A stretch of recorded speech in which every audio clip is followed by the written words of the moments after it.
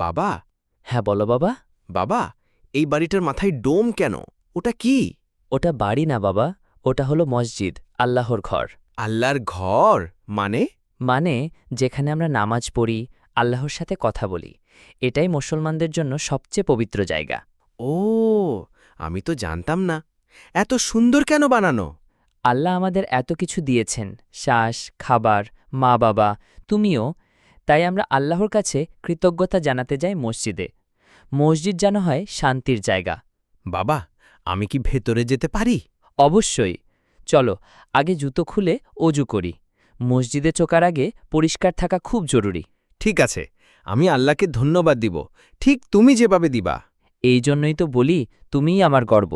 ইনশাল্লাহ একদিন তুমি নামাজের জন্য আজানও দেবে। আমি আজান শিখব। আল্লাহু আকবার, তাই তো? বাহ, একদম ঠিক। আজকে আমরা একসাথে নামাজ পড়ব, তারপর তোমায় একটা ছোট্ট গল্প বলবো মহানবী সাল্লাল্লাহু আলাইহি ওয়াসাল্লামকে নিয়ে। ইয়েস!